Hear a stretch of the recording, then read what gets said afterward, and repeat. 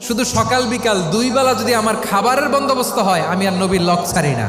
আমার আনসার সাহাবারা ক্ষেত খামারের কাজ করতো, আমার মুহাজির সাহাবারা ব্যবসা করতো, আর আমি নবীর সাথে সাথে থাকতাম। 5374টা হাদিস তিনি বর্ণনা করেছেন।